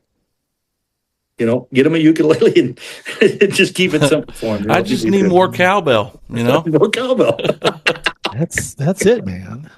Oh, so But- I'm saying that when you first started this, you've obviously seen the program evolve, and you're starting to identify the needs of Yes, sir. those who come to you for help. Is that? And it's that it's working, right? But I feel like it's working. so when do you come into individuals who are just completely real? I don't understand. I don't know what they want. Do you ever come into that where they just shut down and they're not saying a whole lot? And how do you figure that out? And I've had them, and it's usually there's one in an event. In each of those big events, there's usually one in there who just like never really engages. Because when I've got 100 plus people, I can't get down in the one-on-ones for very long. There's some times I hang and they're eating. I go from table to table. I'm putting hands on people. I'm talking to the kids. I'm teasing the kids. I'm complimenting and spinning. Doing that politician kind of bull. I mean it. I mean it wholeheartedly. But it's very sincere. I'm heartbroken if I don't get a chance. If someone leaves camp and I didn't get a couple minutes with them, I'll call them or email them and go, hey, I'm sorry we didn't get time together. If you want to come back up sometime, let's get a hang and let's things good time. But there's usually one or two that are just so inside themselves, and usually I'll find someone else and say, hey, can you go spend a little time with them and see what makes them click? Because it doesn't take long in a controlled environment to get to learn a little bit about people. And I'll try to. It could be the clothes they wear. It could be how they wear the clothes they're wearing. It could be the vehicle. It could be the type of hat. It could be the tattoos. Could be so many little clues about people. You go, you know what? I bet these two people will talk. Let me put them together. And then I'll get the report at the end of it, and I'll say, you know what? If you want to invite them to do something else, maybe just 3 or 4 of us can get together and do this. So I'm able to refine those needs, because there are, it's military. There's going to be a lot of special ed kids in here, for lack of a better term. There's going to be some crayon eaters. So you just kind of go, you know what?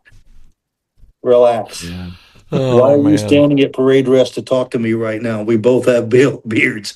Chill the fuck out. Yeah. Just chill. Oh, It's just learning people and reading people, and the biggest thing wrong with people is how people respond to things that they've been caused to do in their life. I mean, I can't boil it down anymore. The only things that are wrong with me are things that I don't process well that have happened to me, mostly self-induced in my life. So I feel like I can recognize that in other people and say, you know what, this isn't your battle rattle. You're not all fucked up over combat deployments. You're all fucked up because you feel guilty because you suck at being a dad. I suck at being a dad, but I'm getting better. I think the thing is we all kind of suck at being what we're supposed to be. Yeah. But that it goes back to what you said. you remain teachable and coachable, and you allow, yourself the grace to learn, to grow. It is absolutely okay to be not okay, and you got to be okay saying you're not okay. You got to, I mean, think about it. Each of us have had someone in our lives that looked at us and said, "What's wrong?" Number one answer on the board, 100 people surveyed, nothing. Yeah. Nothing. Hey, you've heard that a few times. What's wrong? Nothing. Okay, well, you can walk away and accept that. You can say bullshit. What's wrong? I think that I think in kind of some of the stuff I've seen, I think that some people will actually, they'll not be okay mentally. They'll kind of be, in the ropes of life about, something. But instead of just being alone and feeling that way, they're like, well, I still feel this way, but I would much rather have people around me. So they get out and they're real quiet, That's a delicate moment, It's good to be, I got a couple. One of the things that we do is I just call get in the truck. Just get in the truck. What are we doing? I don't know. Just like get the country song? Yeah. Yeah. Like the country song, get in the truck. We got some sketchy shit to do, but let's do it together. It's okay to be broke, but be broke with some other broke people. Sit around and be miserable together. It's better than being miserable alone. Eventually somebody's going to break. You look at these guys and gals now that in single troops living in the barracks. They'll sit with a wall between them and they'll play first person shooter games and Mario Kart all night long, but they won't ever see each other. I do a lot of work with the chaplains program up here with the True North chaplains, and he's mostly dealing single airmen, single soldiers, brings them out. They're in the same unit together and don't even know each other. Because one's in commo and one's in, refueler or something, the Air Force side. Mm-hmm. So trying to get them to go, well, you guys are bored. What do you, I love to go four-wheeling. What about, I love to go four-wheeling. You have a four-wheeler? No. Well, I do. I got 8 or 9 of them. What the fuck you guys do on the weekend? We mostly just play shooter. That. Let's go four-wheeling next weekend. Come up. I'll have beer. We'll go four-wheeling. Oh, and by the way, we're going to do some repairs on the shed while you're here too. Outstanding, Mr. James. Let's do that. That's, it's Tom Sawyer, man. We've all read Tom Sawyer. Eventually you're going to pay me to paint the fence and do my job. Yeah. But you're going to learn from it. You're going to be happy from it. You have a memory from it and a story. So those are the things that I'm learning every day. What I get stuff presented right now, this Operation Winter Warrior program, there's 147 patrons. That's senior veterans that are high risk. They need snow removed. They need firewood, propane, heating oil, appropriate winter clothing. Maybe their home's fixed up a little bit. I got a team of 10 different emergency response team operators now. They have an area responsibility. When it snows, they know what to do. I don't give them orders. Commander's intent, in state. Commander's intent, do what's got to be done in state. Nobody dies on our watch unless it's natural causes. No one freezes to death. But we keep the snow out of the way so they can get their healthcare program managers to come in and out. Meals on Wheels come in and out. Emergency response can get there if they need to. They can get out to appointments, even if they're not driving. Those type of things don't really have anything to do with thank you for your service. It's not an earned benefit, but that's the tribe taking care of the tribe. I've got warriors that are hoping it snows so they can go take care of their people. That's their mission. So now we've gone from serving these younger warriors who are capable. They get to serve because none of them, I haven't heard any of them use the word have to. Do we have to plow? When do we get to plow? When do we get to take wood out? When do we, I don't know, talk to them. What do they need? Well, I haven't seen them in 2 weeks. Well, go take their ass for a cup of coffee. I don't care. That's your people. Lead your people. So we're developing these leaders to serve their elders. They're going to develop their kids. Most of them come out with their kids. When we do wood processing party, we might process 8 or 10 cord of wood. They'll come out with their families. They'll come out when their parents are up visiting from the lower 48, and they've got 3 generations out there splitting, chopping, cutting, stacking wood to give to someone else. It's humbling just to watch those type of things happen. So are the things that you're talking about right now, is this built into the society of Alaskans? I mean, of the community itself? Do they? A lot, honestly, yeah. It sounds, yeah. You don't, you heartwarming. break down on the side of the road, someone's probably going to stop and help you in Alaska. Yeah. It's because we're rural. Resources are few and far between in a lot of cases. And we are, I mean, you've heard the 7 degrees of Kevin Bacon game. Alaska's like 3 or 4. Oh. If you know somebody in Alaska with about 3 or 4 connections, you're going to connect to someone else and go, wait a minute, you guys both know this. You did that. Do you know this? Yeah. Shit. How small is that? It's just, it's amazing. And us, the Alaska connection, and the people we know, and Devin. And like you said, there seems to be this blossoming of, and you know. I mean, there's another guy I'm going to introduce to you, Jesse James, that I'm not sure if Devin or anybody else has mentioned yet, but he's another musician up here. I know him. He's leading the musical program now. Would know him, yeah. See? I know him. So we'll have him on the show. Big lurch. He is. That tall country boy. You think I could be dynamic? He can definitely be dynamic. So he kind of towers over you, kind of like a Trace Atkins. We got a little deeper voice, and it's like, "Hey, Jesse, you just calm down. Hey, you settle your big ass down, buddy. You sit down when you talk to me in the face. you sit down when you talk to me." We're gonna have them give a performance for us from your place there, James. Well, what we might do, you probably heard of Scooter Brown Band, right? So Scott comes up here. I'm hosting them again this year. And then Bobby, his drummer, is retired Air Force operator type guy. Anyway, they're going to be coming up here again this summer, and we're going to do like some small concert series stuff with them. And I'm going to incorporate all of our Alaskan singer-songwriter military guys and gals. So that might be a kind of cool closed loop to bring it back together. That is awesome. We have to tap into that somehow, because I know a couple of musicians up there. Man, of course you do too. But I sure do. Now that we know James, my wife runs the beverage for the Alaska State Fair, which is pretty. Everybody that drinks beer comes through the sluice box, and all the musicians locally and travel all come through the place too. And she and I have run a few. We've run a few bars and houses of ill repute over the years since I retired, so we kind of know about all the musicians. The Alaska State Fair. Well, this is good. This is good to know. Keep us posted on that information. We'll help you kind of send people your way. Based off the feedback you get from the podcast, if there's areas of specific interest that people would like to know more about Alaska and what we're doing veteran-wise, we can do some. Some on-site type stuff, or I don't mind doing some point of view stuff with people out there and go, hey, you want to do some side interview here while there's action going, just little vignettes. Alaska seems to be on our radar in the next few weeks, so just little vignettes, just when like TV shows, a lot of these reality shows now, you've got the show content, and then you've got like the talent within the show is like, hey, just give me a 2-minute walk and talk. Okay. Well, here we are today, and you're not going to see this on the show, but this is what's happening. We can kind of do some of that teaser type stuff if we want. And that's like up there at Hatcher Pass where they do the parasailing.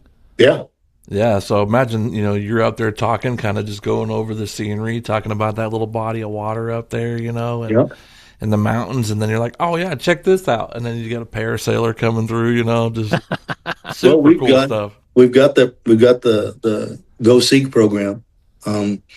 Which is just outdoor adventures. It's basically, if you're going to do nothing, do it with other people. Hey, I got a couple more questions for you, my friend, and then we can go ahead and bring things to a close. But first of all, it's just great talking to you. Yeah. This has been awesome. I am looking forward to, talking with you more frequently if you're able to. I know you're a busy guy. Sure. Maybe you can tell us some of the biggest challenges in sustaining your program itself. You've been doing it for a few years now. You've got some great events. You've got obviously a team of people who support what you're doing, but maybe you can talk about, some of the things that seem to hover over you and, the biggest challenges, so to speak. It won't be what probably most folks think it would be. It's not money. I make the joke that when people say, "What do you do for fundraisers?" I go to the post office because of things like this. We've got to tell the story. Other people tell the story. Hey, I'm going to give money to someone who needs it. Let's give it to them because they are prime purveyors of this. And this is it due to sponsorships that it's kind of like it's been a blessing to get? It's mostly the individuals, folks like, hey, here's $50, here's $100, here's $10. Fundraisers, we have fundraisers, but I don't do fundraisers. Mm. We had a fundraiser last Friday. A friend of mine was like, hey, I'm going to raffle off a motorcycle and give you the proceeds. And the biker club's going to do a big prime rib feed. The money's yours. Yeah. Okay, awesome. Why? Well, because they've had friends that went through it and it's changed their lives and they want to support what you're doing. Great. This weekend, there's a chili cook-off. Another motorcycle club's like, hey, we're going to do some fundraising for them too. Well, now I got the motorcycle clubs competing to do fundraisers for us. That's fine. That's That is nice. perfectly fine. I love that. Yeah. But if I came down to, if Granny Smith has $10 to give somebody, I'm going to want her to give it either to an elderly program or an at-risk children's program before she gives to us. Because those are the three things that people most emotionally attached to: veterans, elderly, and children. Mm-hmm. Who's more capable of taking care of themselves? Warriors will figure it out. We'll take care of each other, but the elderly don't and can't, and kids can't. So I am really more inclined to want to see those folks see funding. If I need something specific, I can chase a grant. I can identify a grant for it. I can make those things happen. Enough time to. We served over 2,500 guests last year. And that's unique. That's not Tom 5 times in 5 months. That's 2,500 unique visitors. Wow. Our numbers are probably 3,500 if I counted everybody every single time. Mm-hmm. Those numbers are amazing, but there's only 4 weekends in a month, and there's only about 4 months in the summer. So we're packing this summer full. My wife and I, we laugh about it. It's 72 hours of laundry once everyone leaves, because there's 110 beds. It's 72 hours of stripping beds, washing them, and resetting beds every weekend. Do you have volunteer help to do that, or is this you? We do. I have some volunteer help, but it's mostly just she and I, because everyone volunteers on the setup, but nobody stays for the cleanup and the breakdown. Funny how that is. Well, I've got this policy when someone goes, hey, I want to come help you at your event. Great. So the event starts at 6. Yep. When do you want me there? 9. What? I don't need you till 9. Because I'm going to have 100 people to put tablecloths and do all this shit. But at 9 o'clock, when they're ready to go, we're hauling the trash, we're sweeping and mopping. I need you to sweep and mop. I want you, if you're going to come, you're going to run the dishwasher. Well, I like to cook. Nope. My wife does the cooking. We don't mess with that. If she lets you cook, that's between y'all. But you're coming to wash dishes. Focus on that. But honestly, the biggest challenge I face is just needing more time in a year to execute the tasks that we do. You are pretty much bound to the weather, right? I mean, We're obviously, very bound to the weather. and the hours of the day of sunlight. Sun. Summertime, it's all day long. In the wintertime, it's 4 hours. So there's challenges there. Maintenance is a tough one. I think I've got 12 snow machines and 6 or 8 side-by-sides, 4-wheelers, and 4 boats and tractors and things. Shit breaks constantly because people are using it as if they owned it. And I want them to do that. I want them to enjoy it, but it gets broken. Then I got to maintain it. So for me, maintenance is sort of a challenge. So it's not the things that you would think of. You wouldn't think, well, you need more money and more help. No, I just need more time to do more shit. So That makes sense. Yeah.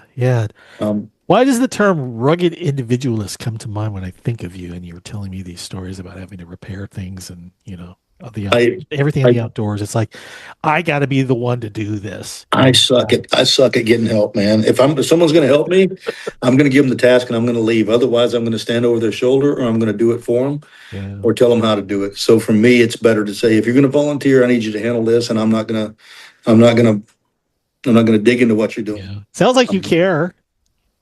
I do care, but man, my wife and I are both very bad about, can I help you with that? No, I got it. I probably shouldn't do that. So back to the big D, back to the big delegate. Delegate, brother. When you get to that level in leadership, right, you have to delegate. It's like, I loved that service part of all of us that wants to get in there, get dirty and help. Sometimes we got to let go because we got other things we got to get to, other priorities, right? Well, I'll tell you what I do have learned to understand over not just recently, but when you first come in the military, and if you ever work around command and staff where you've got commanders and they're writing the order and their plan. So the commander pulls everybody in and says, okay, here's a situation mission. Here's the execution. Everybody go take your piece, your piece, your piece. Go write the plan. Go write the operations order. And then we'll meet back at this hour and put it together. And then they go to sleep. And my first thought was, well, why is the commander in charge? We're all digging foxholes and stretching wire and doing that. And this son of a bitch is asleep. Well, when the fight starts, he needs to be well rested and well clear thinking. Yeah. I don't need him behind me in this fox. But when you're young, you don't get that. Yeah. The more I do this, the more I realize I'm getting better at going, you know what? I need all these things to be done, and I'm going to disappear. I'm not going to go sleep, but I'm going to do something that I desperately need to get done that has nothing to do with this. Yeah.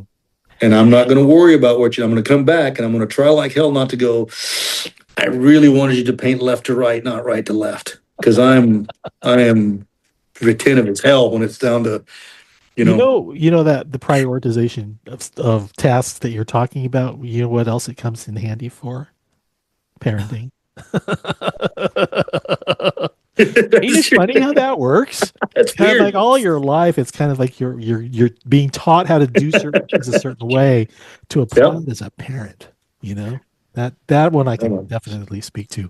Let's talk about goals. What is there anything that you've got before you and your organization, your team, your support staff, and all goals for Alaska's Healing Hearts over, maybe the coming year or maybe the years ahead that you continue to grow. I mean, we started with staying in tents and then renting places, and now we have our own really major, beautiful properties, programs,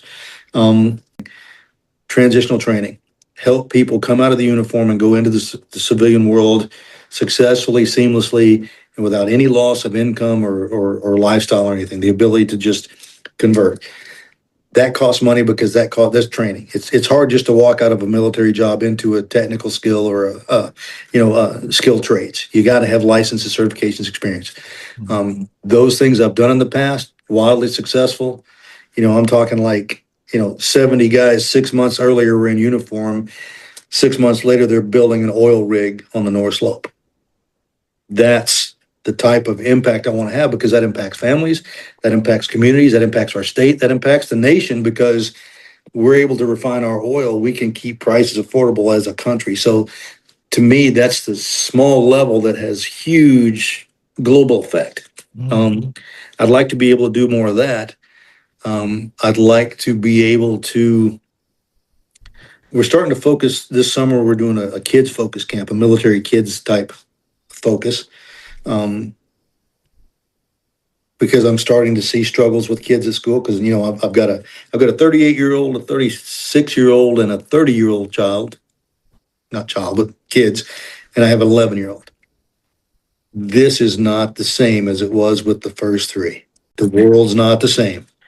They're socially losing a lot of those skills that I think are what has made me successful in life as an adult. They're not getting that there. Close enough is good enough. You can get the wrong answer as long as you tried really hard and showed the math to get the wrong answer. There's no value in justifying failure at any task in the world. Because people will work hard to justify failure when it's probably easier just to do the damn thing right and win. So I want to focus a little bit more on the kids, and it's not because the parents aren't teaching them, but kids learn more sometimes from somebody else's dad than they do from their own. Yeah. I've had people say things to me that my dad said before, and I'm like, damn, he was right. I should have listened to him, but now I had to hear it from you. I'll go back and do that again. So I want to focus a little bit more on helping these kids be at peace with the weirdness of the world. Hey, you don't have to be gay just because someone says you can. You can if you want to. But you don't have to conform. You don't have to like video games just because that's what everybody else is doing. If you like playing outside, let's play outside. Or it's okay to like video. I just want kids to be a little bit more okay with themselves and feel less judged, and be able to, because you don't see kids today coming together in groups like they used to do. There's not really a sense for that boldness for them to just be who they are. There's not there's not a little Rascals Club anymore. There's not a He-Man and Woman Ages Club. There's not that sort of mentality anymore. They're just doing their own thing. I think I would like to do a little bit more. I'd like to do a little bit more with with music just because I absolutely love music and it's such a big part of our life. And there's very few people that don't enjoy it. There's just, It's truly you know what I mean? moving. In a Go lot of go back to our personal ways. beginnings. What did we do? We sat around the fire, we ate, we talked stories, we painted on the cave wall, and we beat things together to make sounds. You know what I mean? It's a primal thing. You know, it's a primal, peaceful thing, I think, as humans. When people discover the impact that music has on one's soul, that's the light bulb moment, right?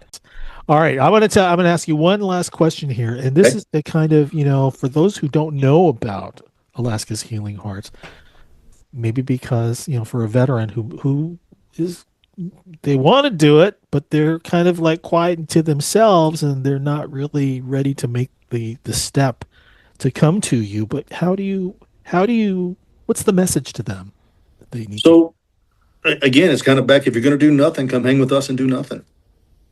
There's no timeline, there's no expectation, there's no testing, there's no screening, there's no requirement that you sit down and hold hands and sing Kumbaya. If that happens, amazing. If it doesn't, it doesn't.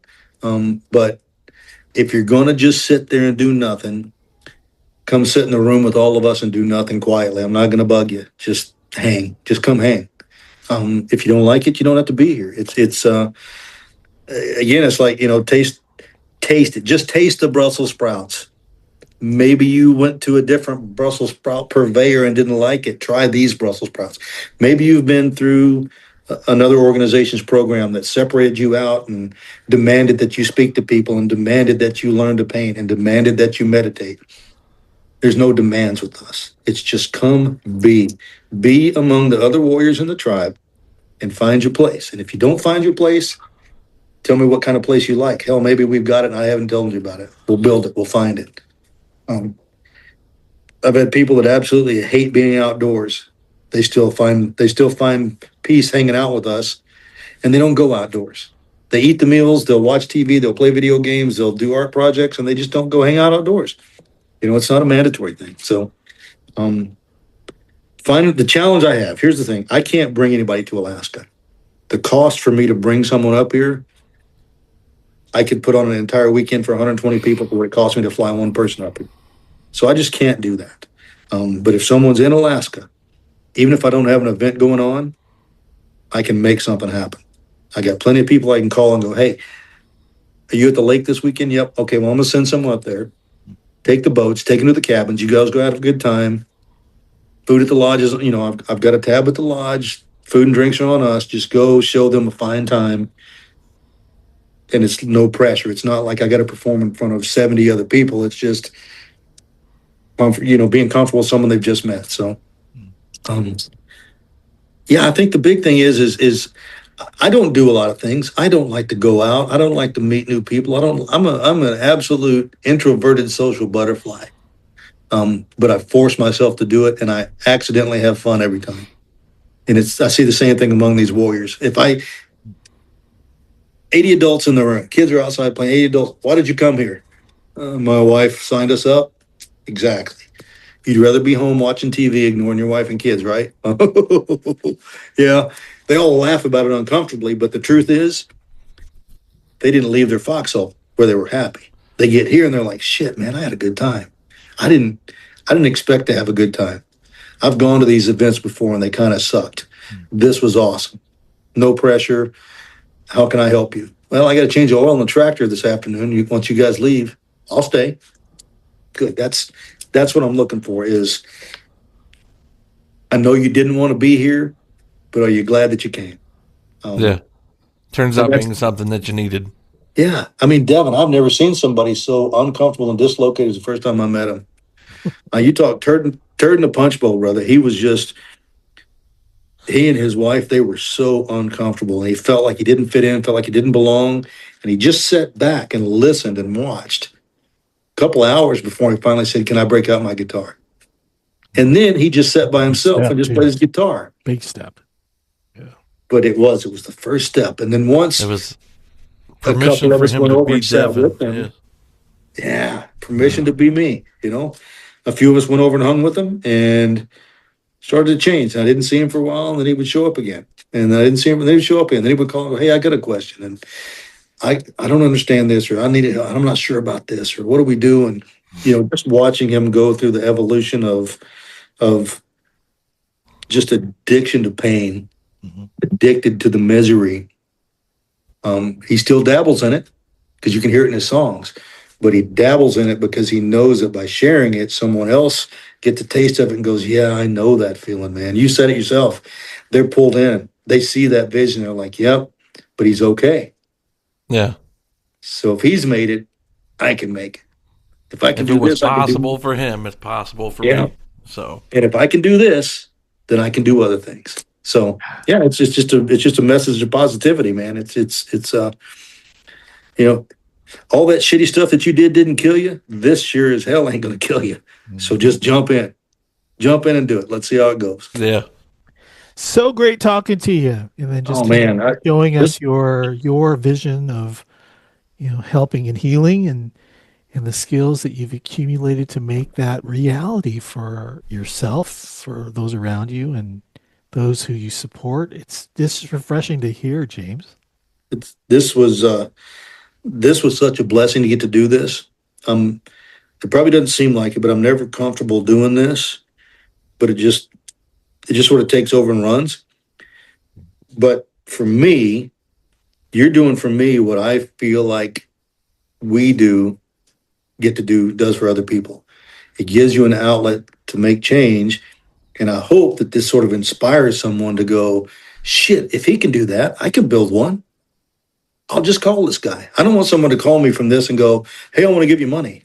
Or, hey, I want to come to Alaska. I want someone to call me from this episode and go, I'm down in Ohio and I was really wanting to start my own group. Can you help? Hell yeah. Give me your email, brother. I'm going to send you the packet. And then call me and I'll go line by line how to start this. That's what I want. I want it to grow. I want more people. I don't want less people in my shit. I want more people in our shit doing what we do. All right. I want to go through your bio because I didn't have a chance to read it at the top. And you tell me if it's still true or not, because you, my friend, have such accumulated experience that not only do you talk the talk, but you walk the walk. And it's very clear to me why that is.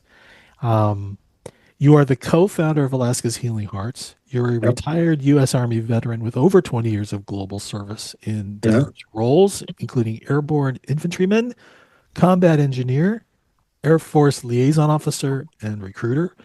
You've held positions such as employment transition coordinator for the Defense Department, a recreation director for Wasilla, president of the Matsu Valley Veterans Council, GM of Evergreen Helicopters, operator of Matsu Resort, and VP of Greater Wasilla Chamber of Commerce. Talk about this man who really knows what he's talking about because he's lived it. Wow. Oh, also an experienced guide, safety coordinator, and wait a second, TV personality for various Alaska-based TV productions, equipping him with support, to your Healing Hearts, well-being, focus-driven outreach. And the total. I'm perfectly fine with that. I mean, it's all true statements. It's all public info. So you've been a man on the go, and you've obviously set goals for yourself that you've wanted to achieve. Have you ever talked to you, my friend? When I went to work for Evergreen, my resume went to Mr. Del Smith, who owned the international company, and he read it, looked at it, and said, "How old are you?" I said, "I'm 41." He goes, "How in the hell does your resume look like this at 41? I said, "I have really bad ADHD, man." He's like, okay. So what an answer. Wow. But my running joke is like when I do guest speaking and stuff like that, then I give them the brief resume. I always laugh. It's like, man, it looks like I can't keep a job because I just, Well, the one you're doing right now speaks volumes. And I appreciate you guys. The people who you've touched, I can tell it's made such a difference. And also, we didn't even talk about, the BYU TV special and just how much insight that documentary gives on the work that you do and your team and building, the property up to a point where it's like, it's it's become, more attractive for others to, to come out. We're Is kind of everything working on still standing there, by the way, like the dock in the lake? Oh, we built a chapel 3 years ago. We built a sauna and a bathhouse last summer. We built a bridge. Yeah. We built a kitchen. We built. I've got Gold Star families that come up each year. They come up and we take on a build project.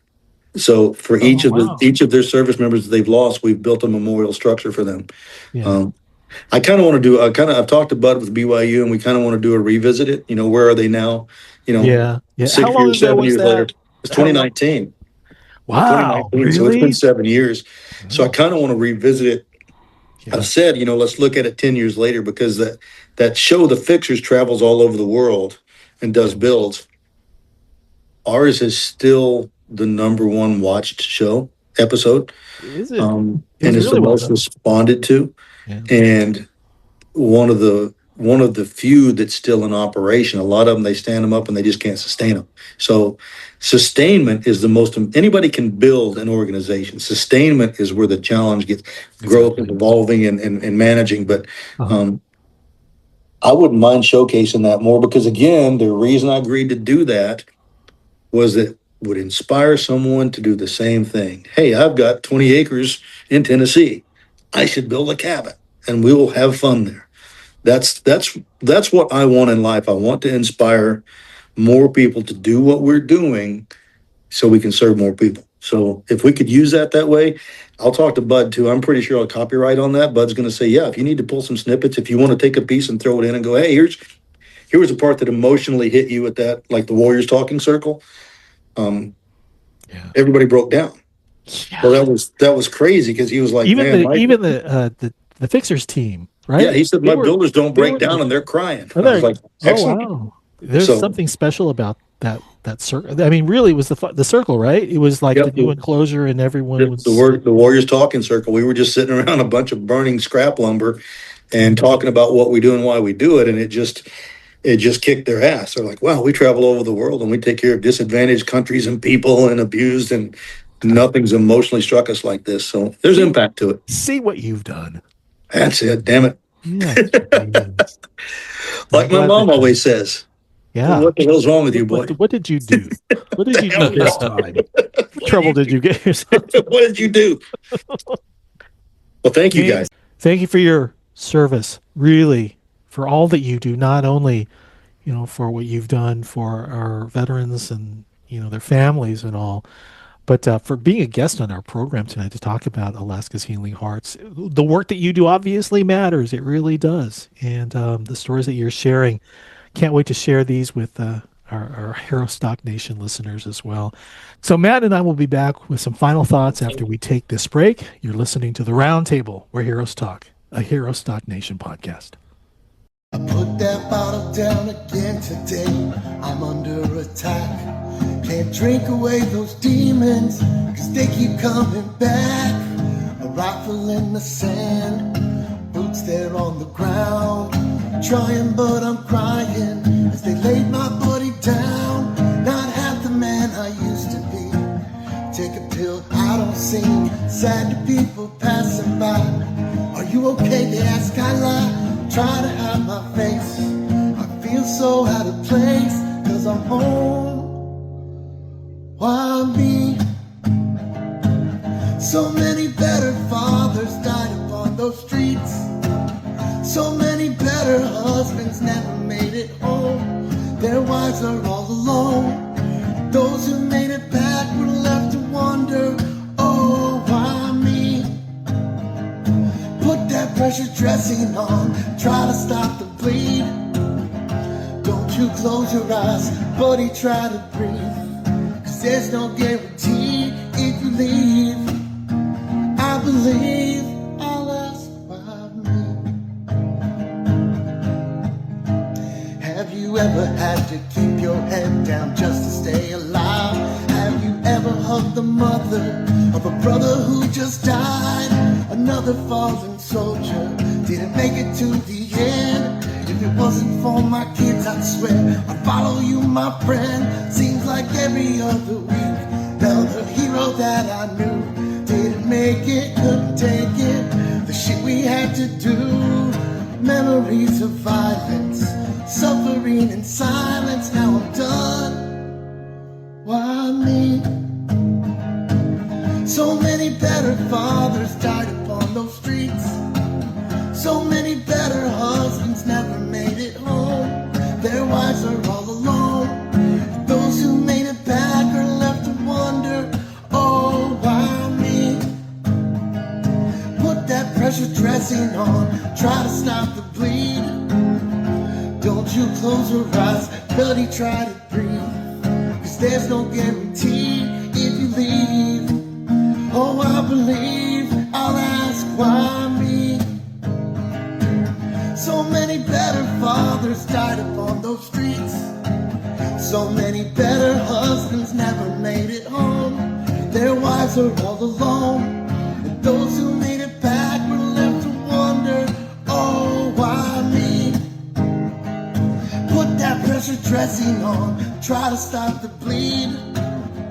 Buddy, don't you close your eyes and try to breathe. 'Cause there's no guarantee if you leave. Hey, Matt, do you have any closing comments? I think back to what Tom had mentioned after we had interviewed Devin, and Devin mentioned you, James. And one of the first things that Tom said to me was like, hey, maybe you know him. And I was like, Alaska's pretty big, man. Alaska's pretty big. So, I mean, I didn't know anything about you prior to doing this. I'd heard a little, from Devin, and man, I can't tell you, it's awesome just to be sitting where I am today and getting to hear these stories and how they impact other people who really, need to have that impact in their lives. And I'm so happy to be a part of something bigger than myself. So, James, thanks you for coming on the show and giving us. We're looking like 2 hours or more of your time, man. You're a busy man. Who's counting? Yeah, time. But That's it's it. time well spent for sure. They make 24 of them every day, man. We'll find a place to use them. To our listeners, if this conversation resonated with you, we encourage you to learn more and support the missions that strengthen the veterans and, of course, the first responder community. James, where can we find more information about Everything's going to be at alaskashealinghearts.com.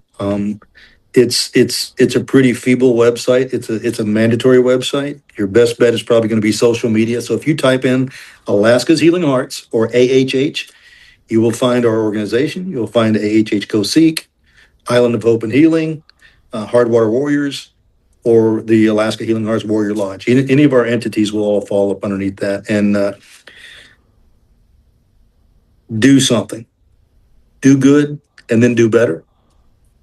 And at the end of the day, I think the most important thing you do is support your local warriors. Love to have your support here in Alaska, but everyone watching this, you're within 5 miles of a warrior who needs you. Go find them, help them out. You will not be disappointed by that at all. All right. You're listening to The Round Table, where heroes talk, a Herostock Nation podcast.